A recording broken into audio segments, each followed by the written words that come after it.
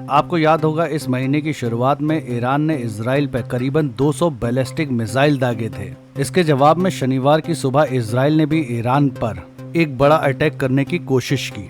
अब सवाल ये उठता है, क्या इस हमले का बदला ईरान इजराइल से लेगा या नहीं। आज नजर दुनिया पर में इस एपिसोड में इन्हीं सब मुद्दों पे बात करने वाले हैं, तो आप पूरा एपिसोड जरूर देखिए क्योंकि एपिसोड बहुत इम्पोर्टेंट है।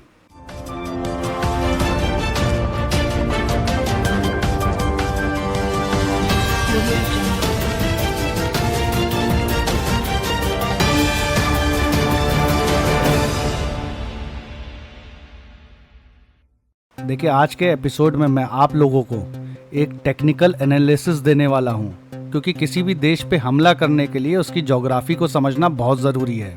देखिए, इस समय आपके स्क्रीन पे एक मैप है जो ईरान और इजराइल की दूरी बता रहा है। ये दूरी 2317 किलोमीटर की है। अगर हम इस दूरी को बाई एयर देखें तो इसमें 500 से 600 किलोमीटर की गिरावट आ जाती है। हालांकि मैं जो बात बोलने जा रहा हूँ, मैंने पहले भी बहुत सारे वीडियो में आपको बताया है। अगर इजराइल को ईरान पे अटैक करना है तो उसको मिडिल ईस्ट में कोई ऐसी जमीन चाहिए होगी जिससे वो ये अटैक ऑर्गेनाइज कर सके। अब मिडिल ईस्ट में कोई भी ऐसा देश नहीं है जो इजराइल को अपनी जमीन दे ईरान पे अटैक करने के लिए। अब सवाल ये आता है, आखिर इजराइल ने ईरान पे अटैक किया कैसे।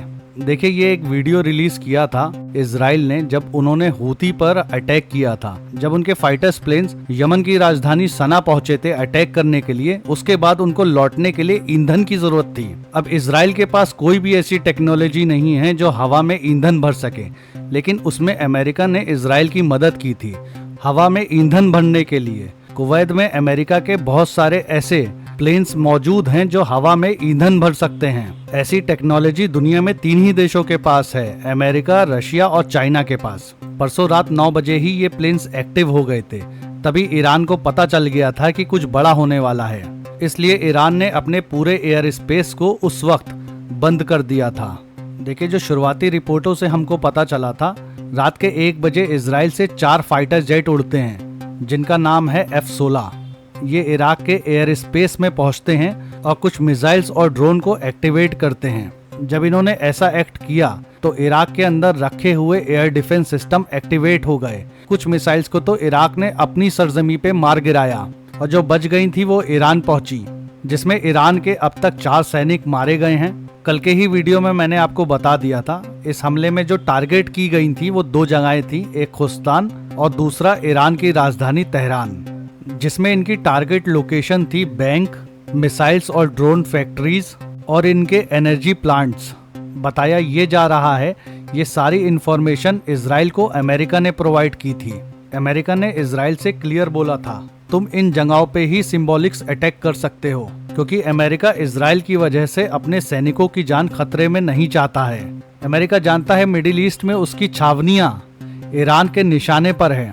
अच्छा, ये हमला करीबन 100 किलोमीटर की दूरी से किया गया था, इसलिए ज्यादातर इजरायली मिसाइल्स ईरान के बॉर्डर एरिया पे गिरी हैं। इसके अलावा ईरान में कल इजराइल द्वारा एक आतंकवादी अटैक हुआ, जिसमें कल उसके 10 पुलिस वाले मार दिए गए। ये अटैक कल बलूचिस्तान में हुआ था। इस अटैक में सारे आतंकवादी मार दिए गए हैं, बस एक को गिरफ्तार कर लिया गया है।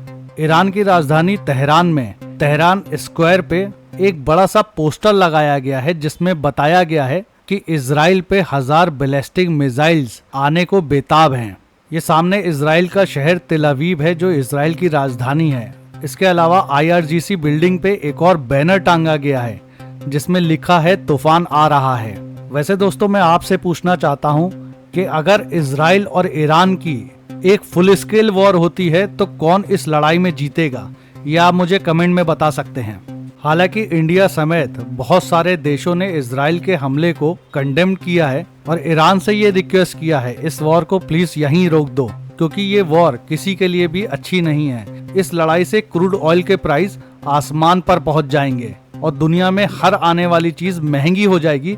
इस पर मैं जल्दी एक वीडियो लाने वाला हूं, तब मैं आपको डिटेल में समझाऊंगा। देखिए, जो भी मुझे सुनने वाले दर्शक हैं, मैं उनको एक बात बता दूं, ये कोई ब्रेकिंग न्यूज चैनल नहीं है जहां पे आपको ब्रेकिंग न्यूज बताई जाए और बार बार एक ही बात को दोहराई जाए। बेसिकली ये चैनल वॉर मॉनिटरिंग और करंट अफेयर्स के लिए बनाई गई है। इस एनालिसिस में हम बहुत सारी रिसर्च करते हैं, फिर खबरों को आपके सामने लाते हैं। बहुत सारी ऐसी भी न्यूज़ है जो पहले तो अफवाह के रूप में आ जाती है और बड़े पेपर भी उनको छाप देते हैं, बाद में पता चलता है ये न्यूज़ फेक थी।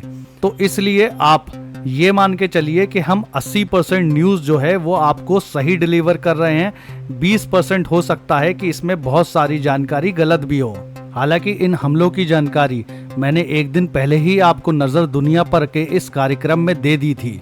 आप मेरा 2 दिन पुराना एपिसोड देख सकते हैं जिसमें मैंने ये कहा था कि ईरान पे इजराइल हमला करने वाला है और ऐसा होगा ज़रूर।